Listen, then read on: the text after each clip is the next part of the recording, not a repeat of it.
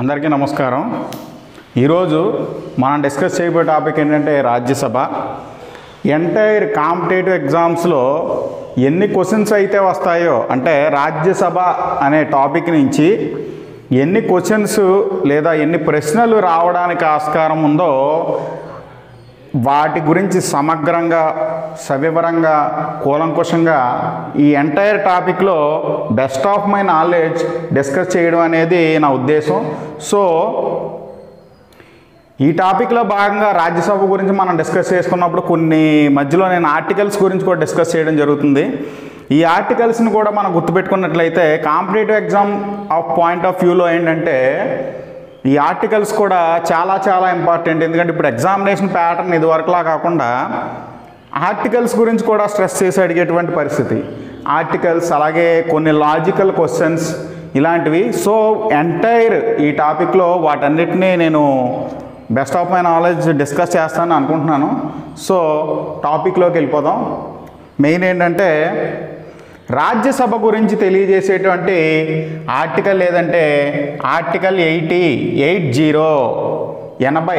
Article 80 Rajya Sabha అనేది రాష్ట్రాలకు ప్రాతినిధ్యం వహించే ఒక సభ। సో రాజ్యసభ సభ్యులను రాష్ట్ర విధానసభ సభ్యులు ఎన్నుకుంటారు। రాజ్యసభ ఎగువ సభ మరియు శాశ్వత సభ। రాష్ట్రాలలోని జనాభా ప్రాతిపదికపై రాజ్యసభ సభ్యుల సంఖ్య నిర్ణయం అవుతుంది। సో జనాభా మనకున్నటువంటి ప్రస్తుతం ఉన్నటువంటి 28 రాష్ట్రాల్లో కూడా పాపులేషన్ ఒక్కో రాష్ట్రంలోనే ఒక్కోలా ఉంది। సో ఆ పాపులేషన్ బట్టి రాజ్యసభ సభ్యుల సంఖ్య అనేది నిర్ణయించడం జరుగుతుంది। కనుక రాష్ట్రాల ప్రాతినిధ్యంలో తేడాలు ఉంటాయి। ఫర్ ఎగ్జాంపుల్ ఉత్తరప్రదేశ్ 31 సీట్లు ఉంటే త్రిపుర లాంటి స్టేట్స్కి ఒక్క పర్సన్ రిప్రజెంట్ చేయడం అనేది జరుగుతుంది। అలాగే రాజ్యసభ కూర్పు అంటే రాజ్యసభలో ఎంతమంది సభ్యులు ఉంటారు అనేది చూసుకున్నట్లయితే రాజ్యసభ గరిష్ట సభ్యుల సంఖ్య 250 మంది అంటే 250 మెంబర్స్। ఇందులో 238 మంది రాష్ట్రాల నుండి ప్రాతినిధ్యం వహిస్తే భారత రాష్ట్రపతి 12 మంది సభ్యులను వివిధ రంగాలైనటువంటి కళలు, సాహిత్యం, శాస్త్రీయ విజ్ఞానం, సామాజిక సేవలు మొదలైన రంగాల నుంచి నామినేట్ చేయడం అనేది జరుగుతుంది। 238 ప్లస్ రాష్ట్రపతి నామినేట్ చేసే 12 కలుపుకుంటే మనకి రాజ్యసభలో ఉండాల్సిన గరిష్ట సభ్యుల సంఖ్య 250 మంది। అయితే ప్రస్తుతం రాజ్యసభ సభ్యుల సంఖ్య మన దేశంలో 245 మంది। ఈ 245 మంది కూడా ఎలా అంటే రాష్ట్రాల నుంచి 229 మంది, కేంద్రపాలిత ప్రాంతాల నుంచి 4, ఇక్కడికి 233 మంది। సో రాష్ట్రపతి చేత నామినేట్ చేయబడే వాళ్ళు 12 మంది। So 233 plus 12 is equal to 245 మంది। సో ప్రస్తుతం రాజ్యసభ సభ్యుల సంఖ్య ఎంత అంటే 245 మంది। రాష్ట్రాల నుంచి 229, కేంద్రపాలిత ప్రాంతాల నుంచి 4, నామినేట్ చేయబడే వాళ్ళు 12 మంది, టోటల్ 245 మంది। రాష్ట్రపతి ఈ 12 మందిని ఏ విధంగా నామినేట్ చేస్తాడంటే బాగా గుర్తుపెట్టుకోండి, ఆర్టికల్ 81A ఆర్టికల్ 80 మళ్ళీ బ్రాకెట్లో 1 మళ్ళీ బ్రాకెట్లో స్మాల్ a ఈ ఆర్టికల్ ప్రకారం రాష్ట్రపతి ఈ 12 మంది సభ్యుల్ని కళలు, సాహిత్యం, శాస్త్ర విజ్ఞానం అలాగే సామాజిక సేవలు ఏ రంగం అయితే ఆ రంగం నుంచి నామినేట్ చేయడం అనేది జరుగుతుంది। ఇంకా రాజ్యసభ ఎన్నిక పద్ధతి చూసుకున్నట్లయితే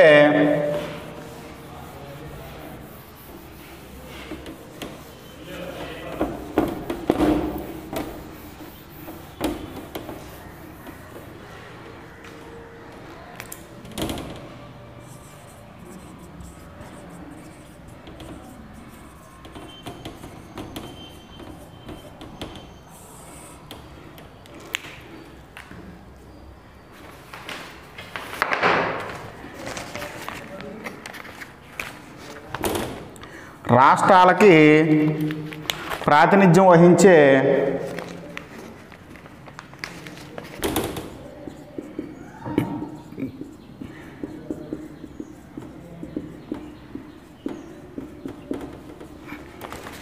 రాజ్యసభ సభ్యులను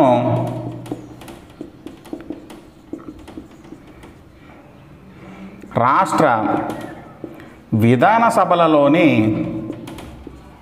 సభ్యులు ఎన్నుకుంటారు. వీరు ఏ పద్ధతిలో ఎన్నుకుంటారంటే దామాషా పద్ధతిలో ఒక ఓటు బదిలీ పద్ధతి, దీని ఇంగ్లీష్లో సింగిల్ ట్రాన్స్ఫరబుల్ ఓట్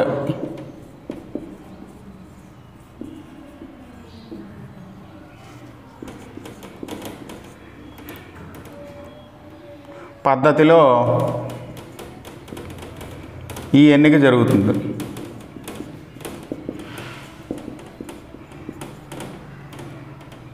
రాష్ట్రంలోనే ఇదివరకు చెప్పుకున్నాం జనాభా ప్రాతిపదికపై రాజ్యసభ సభ్యుల సంఖ్య నిర్ణయం అవుతుంది.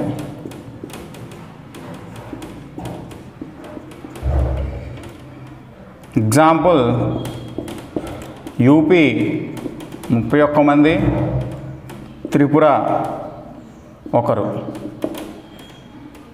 అలాగే రాజ్యసభ 3 ఏప్రిల్ 1952 ఏర్పడగా రాజ్యసభ మొదటి సమావేశం 13 మే 1952 జరిగింది.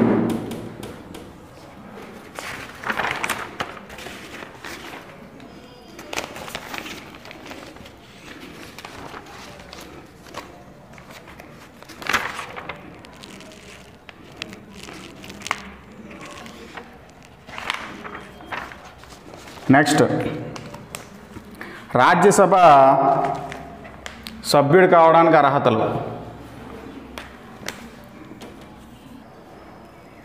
సో రాజ్యసభ ఎన్నిక పద్ధతిలో రాష్ట్రాలకు ప్రాతినిధ్యం వహించే రాజ్యసభ సభ్యులను రాష్ట్ర విధాన సభల్లోని సభ్యులు ఎన్నుకుంటారు. ఏ పద్ధతిలో ఎన్నుకుంటారంటే దామాషా పద్ధతిలో ఒక ఓటు బదిలీ పద్ధతి, దీన్ని సింగిల్ ట్రాన్స్ఫరబుల్ ఓట్ అంటారు. సింగిల్ ట్రాన్స్ఫరబుల్ ఓట్ ఈ పద్ధతిలో ఎన్నిక జరుగుతుంది. సో రాష్ట్రంలోని జనాభా ప్రాతిపదికపై రాజ్యసభ సభ్యుల సంఖ్య అనేది నిర్ణయం అవుతుంది. ఫర్ ఎగ్జాంపుల్ ఇందులో యూపీ 31 మంది సభ్యులు కలిగి ఉంది రాజ్యసభలో, త్రిపుర 1 మాత్రమే కలిగి ఉంది. అంటే బేస్డ్ ఆన్ దేర్ పాపులేషన్ లేదా జనాభా అనేది ఆ సభ్యుల రాష్ట్రాల సభ్యుల సంఖ్యను నిర్ణయిస్తుంది.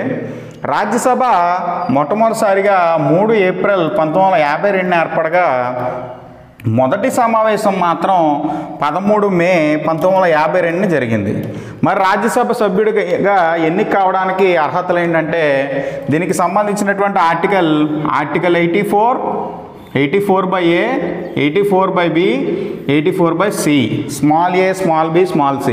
సో దీనికి సంబంధించి అతను భారత పౌరుడై ఉండాలి, 30 ఏళ్ళు నిండి ఉండాలి, పార్లమెంట్ నిర్ణయించినటువంటి ఇతర అర్హతలను కలిగి ఉండాలి, లాభదాయక పదవుల్లో ఉండరాదు, అలాగే మతి స్థిమితం లేనివారు, దివాలా తీసిన వారు అనర్హులు, పార్లమెంట్ చేసినటువంటి ఏ చట్టం ద్వారా కూడా అతను అనర్హుడిగా పరిగణింపబడకూడదు. సో దీని తర్వాత రాజ్యసభ యొక్క పదవీ కాలం.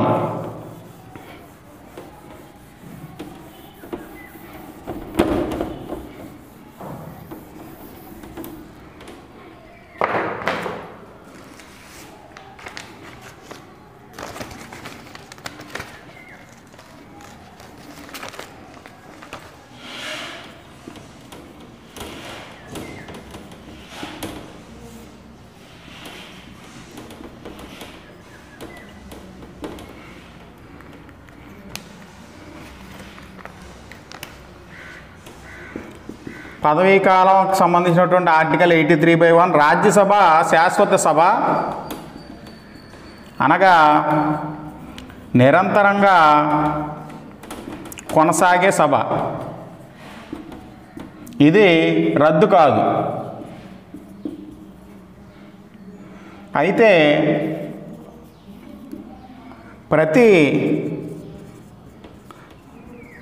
2 సంవత్సరములకు 3వ వంతు మంది సభ్యులు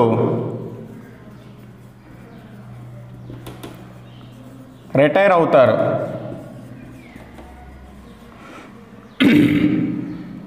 ఆ రిటైర్ అయినటువంటి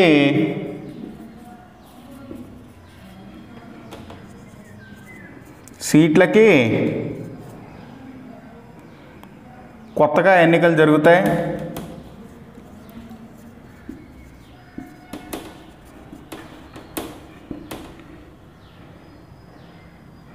సో ఈ రిటైర్ అయిన సభ్యులు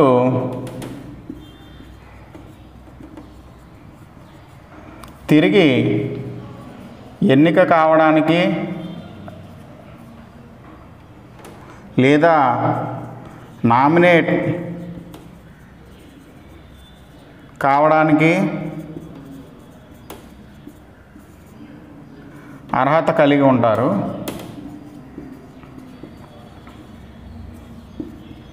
రాజ్యసభ పదవీ కాలాన్ని రాజ్యాంగం ద్వారా నిర్ణయించారు.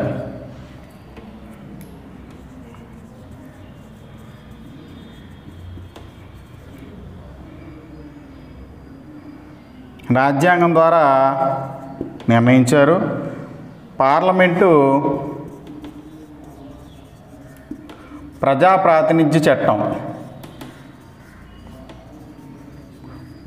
1951 ద్వారా రాజ్యసభ పదవీ కాలాన్ని 6 సంవత్సరాలుగా నిర్ణయించింది. అలాగే సమావేశాలు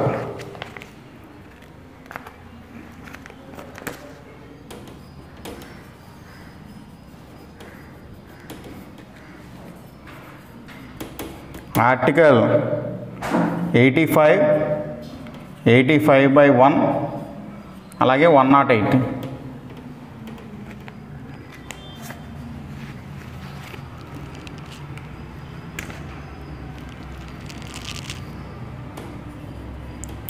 రాజ్యసభ సమావేశాలతో పాటు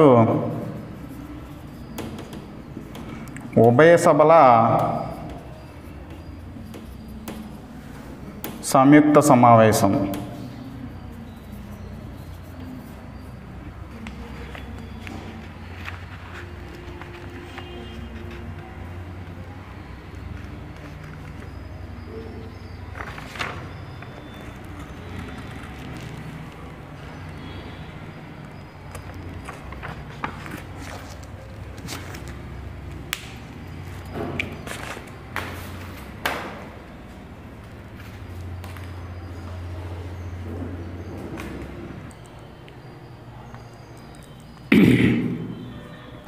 సో రాజ్యసభ పదవీకాలం చూసుకున్నట్లయితే దీనికి సంబంధించిన ఆర్టికల్ 83/1 రాజ్యసభ శాశ్వత సభ అనగా ఇది నిరంతరం కొనసాగే సభ, ఇది రద్దు కాదు.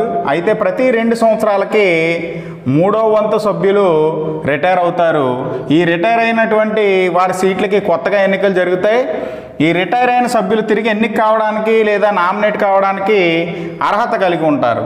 రాజ్యసభ పదవీ కాలాన్ని రాజ్యాంగం ద్వారా నిర్ణయించారు. పార్లమెంటు ప్రజాప్రాతినిధ్య చట్టం 1951 ప్రజాప్రాతినిధ్య చట్టం ద్వారా రాజ్యసభ పదవీ కాలాన్ని 6 సంవత్సరాలు 6 ఇయర్స్గా నిర్ణయించారు. ఇంకా సమావేశాలకు వచ్చినట్లయితే దానికి సంబంధించిన ఆర్టికల్ 85/1 అండ్ 108 అంటే రాజ్యసభ రెగ్యులర్ సమావేశాలు జరుగుతాయి. అలాగే ఏదైనా బిల్లు విషయంలో లోక్సభకి రాజ్యసభకి మధ్యన ప్రతిష్టంభన ఏర్పడినప్పుడు ఉభయ సభల సంయుక్త సమావేశానికి ఆస్కారం ఉంది. అలాగే అత్యవసర పరిస్థితుల్లోనూ మరియు లోక్సభ రద్దయినప్పుడు కూడా రాష్ట్రపతి రాజ్యసభతో ప్రత్యేక సమావేశం ఏర్పాటు చేసేటువంటి హక్కుని కలిగి ఉంటాడు. ఇక రాజ్యసభకి కావాల్సినటువంటి కోరం ఎంత? కోరం ఎంత అంటే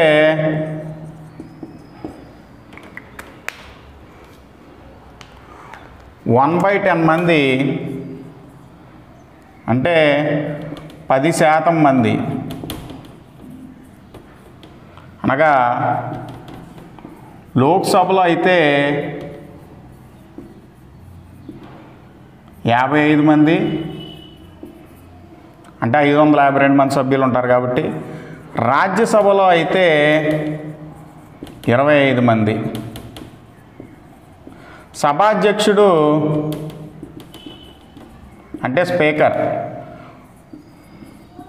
కోరం లేనందున సమావేశాన్ని వాయిదా వేయచ్చు లేదా నిలిపివేయవచ్చు. ఈ హక్కును కలిగి ఉంటాడు. సో మనకి ఆ కోరానికి సంబంధించినటువంటి ఆర్టికల్ ఏదంటే ఆర్టికల్ 100/3 అలాగే 100/4 ఇవి కోరంకి సంబంధించినటువంటి ఆర్టికల్స్. అలాగే రాజ్యసభ అధికారాలు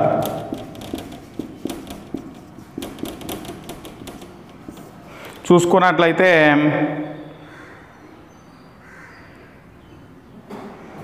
ఇప్పుడు లోక్సభ ఆమోదించినటువంటి బిల్లులను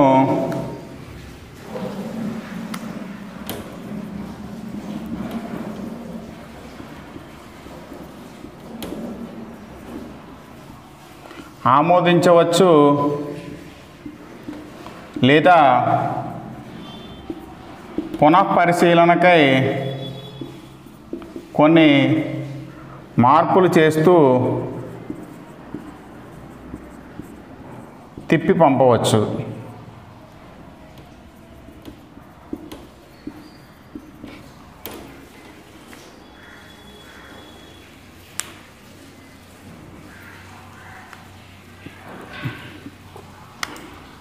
కానీ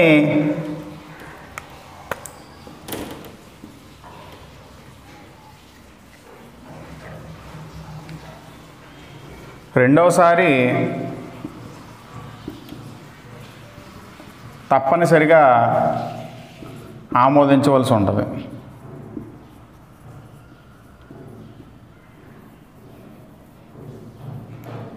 ఒకవేళ రెండవసారి పంపినప్పుడు రాజ్యసభ ఆమోదించకపోయినా ఆమోదించినట్లుగానే పరిగణింపబడుతుంది.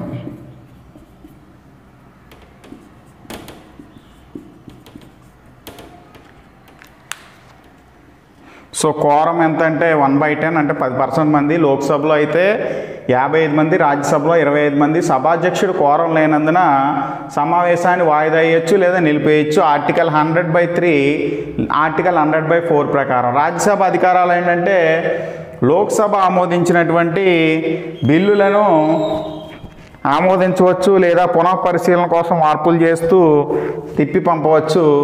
రెండవసారి పంపినప్పుడు మాత్రం రాజ్యసభ ఆమోదించకపోయినా ఆమోదించినట్టుగానే పరిగణించడం అనేది జరుగుతుంది.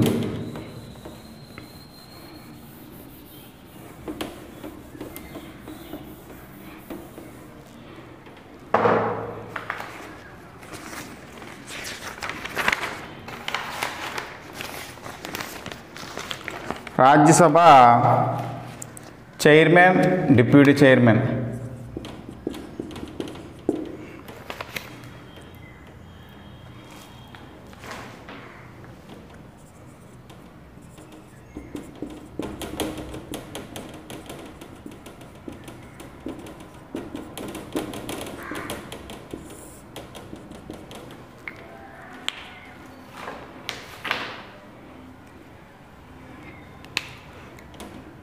భారత ఉపరాష్ట్రపతి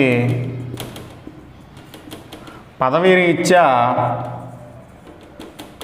రాజ్యసభ చైర్మన్గా వ్యవహరించడం జరుగుతుంది.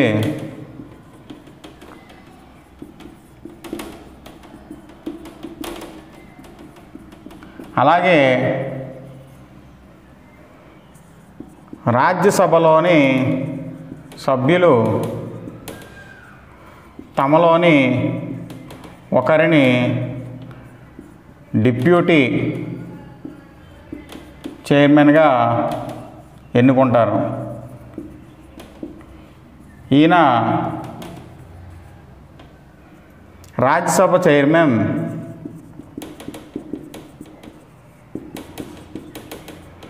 అందుబాటులో లేనప్పుడు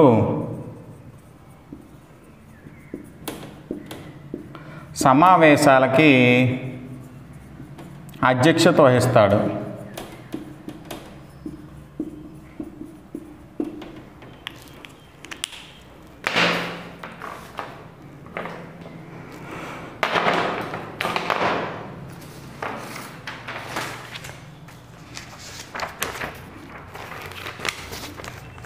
అలాగే శాసన సంబంధ అధికారాలు.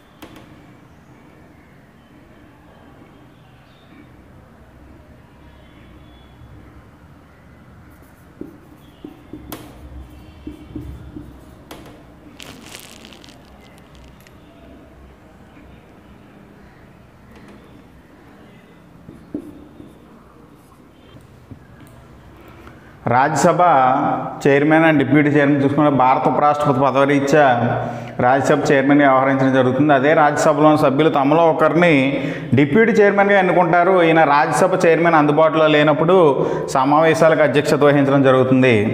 అలాగే శాసన సంబంధ అధికారాలు చూసుకున్నట్లయితే సాధారణ బిల్లుని రాజ్యసభలో మొదటగా ప్రవేశపెట్టవచ్చు. ఒకవేళ ఏదైనా బిల్లుల విషయంలో ప్రతిష్టంభన ఏర్పడితే లోక్సభ మరియు రాజ్యసభ రెండు సభల యొక్క ఉభయ సభల సంయుక్త సమావేశం అనేది జరుగుతుంది. దీనికి సంబంధించిన ఆర్టికల్ 108. ఈ ఉభయ సభల్లో అంటే లోక్సభ ప్లస్ రాజ్యసభ రెండు సభల్లోని బిల్లు ఆమోదం పొందితే తదుపరి రాష్ట్రపతి ఆమోదానికై ఆ బిల్లుని పంపడం అనేది జరుగుతుంది. లోక్సభ మరియు రాజ్యసభ ఈ రెండు ఆమోదించిన తర్వాత ఈ రెండు సభలు ఆమోదించిన తర్వాత ఆ బిల్లు రాష్ట్రపతి ఆమోదానికై పంపడం అనేది జరుగుతుంది. ఇంకా ఇతర అధికారాలు ఏమైతే ఉన్నాయి అనేది మనం ఇప్పుడు క్లియర్ కట్గా డిస్కస్ చేద్దాం. సో రాజ్యసభకు ఉన్నటువంటి ఆర్థిక అధికారాలు ఏంటి? ఆర్థిక అధికారాల ప్రకారం ఆర్టికల్ 109/1 ప్రకారం ద్రవ్య బిల్లుని ఎప్పుడు కూడా రాజ్యసభలో ప్రవేశపెట్టరాదు. ద్రవ్య బిల్లుని మొదటగా రాజ్యసభలో ప్రవేశపెట్టకూడదు. ద్రవ్య బిల్లుని కేవలం లోక్సభలో మాత్రమే ప్రవేశపెట్టాలి, రాజ్యసభలో ప్రవేశపెట్టకూడదు. సో ఆర్టికల్ 109/2 ప్రకారం ద్రవ్య బిల్లును లోక్సభ ఆమోదించిన తర్వాత రాజ్యసభకు పంపబడుతుంది. రాజ్యసభ బిల్లుని 14 రోజులు అంటే 14 డేస్ 14 రోజుల్లోగా ఆమోదించి పంపవచ్చు. లేదా ఆ బిల్లులో ఏవైనా సిఫార్సులు చేయాలనుకుంటే ఆ సిఫార్సులతో పాటు 14 రోజుల్లోపు అట్టి ద్రవ్య బిల్లును లోక్సభకు తిప్పి పంపాలి. రాజ్యసభ యొక్క సిఫార్సులు లోక్సభ పరిగణలోకి తీసుకోవచ్చు, తీసుకోపోవచ్చు. అలాగే ఆర్టికల్ 109/3 ప్రకారం ఒకవేళ లోక్సభ సిఫారసులు అన్నిటినీ కానీ కొన్నిటిని కానీ అంగీకరిస్తే రాజ్యసభ సిఫారసు చేసిన సవరణలతో లోక్సభ బిల్లును ఆమోదించినట్లుగా పరిగణింపబడి ఉభయ సభల బిల్లు ఆమోదించినట్లు అవుతుంది. మరి తర్వాత కార్యనిర్వాహక అధికారాలు ఏముంటాయి రాజ్యసభకి?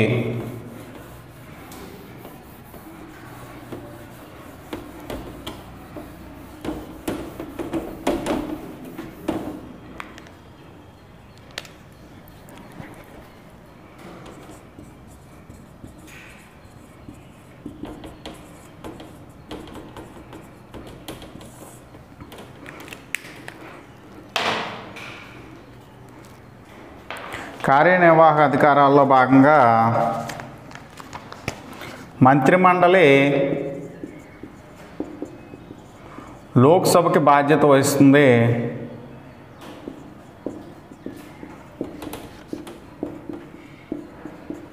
అయితే రాజ్యసభ సభ్యులు కూడా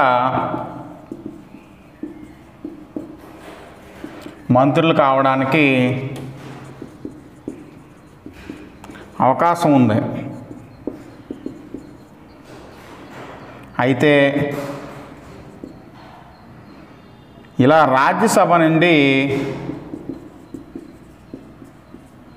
మంత్రిగా ఎన్నికైన వారు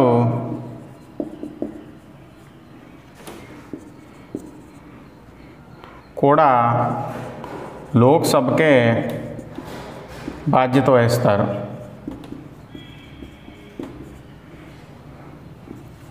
అలాగే రాజ్యసభ సభ్యులకు కేంద్ర మంత్రివర్గంపై అవిశ్వాస తీర్మానం ప్రతిపాదించే అధికారం లేకపోయినా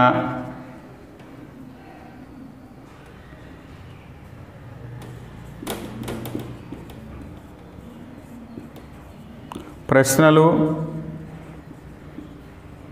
అనుబంధ ప్రశ్నలు, వాయిదా తీర్మానాల ద్వారా కొంత ఒత్తిడిని, ప్రభావాన్ని చూపగలరు.